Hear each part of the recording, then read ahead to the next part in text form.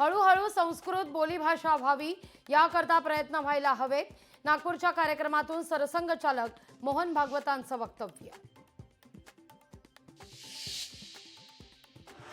या मनात ही नेहमीच खंत राहिली आहे की मी चांगल्या प्रकारे संस्कृत शिकू शकलो नाही. संस्कृत कुठल्याही वयात शिकता येतं, पण प्रयत्न करेन, कदाचित शिकता आला तर नक्की शिकेन. माझ्या मनात ही नेहमीच खंत राहिली आहे की मी चांगल्या प्रकारे संस्कृत शिकू शकलो नाही. संस्कृत कुठल्याही वयात शिकता येतं, पण प्रयत्न करेन, कदाचित शिकता. संस्कृत शिकण्याचा प्रयत्न करेन, नागपूरमधून फडणवीसांचं वक्तव्य. कांदिवलीच्या सावली बारमधील ऑर्केस्ट्राची मान्यता रद्द, नियमांचा भंग झाल्यानं पोलिसांची कारवाई. मालेगाव बॉम्बस्फोटाप्रकरणी महाराष्ट्र दहशतवाद विरोधी पथकातील एका अधिकाऱ्याविरोधातील गंभीर आरोपांसंदर्भात न्यायालयाचे चौकशीचे आदेश. वाटेल ते झालं तरी चालेल, पण धनंजय मुंडे राजकारणात परत नको, अंजली दमानी यांची मागणी.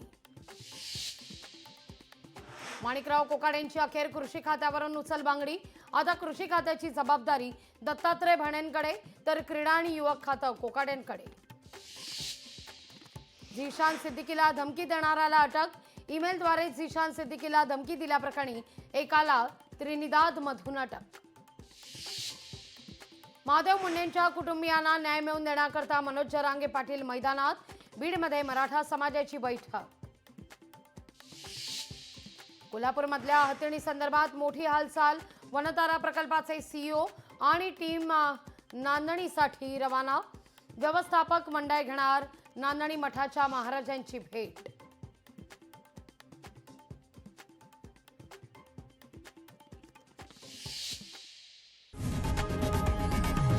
लोकशाही मराठी ऐका, पहा, जागरूक रहा.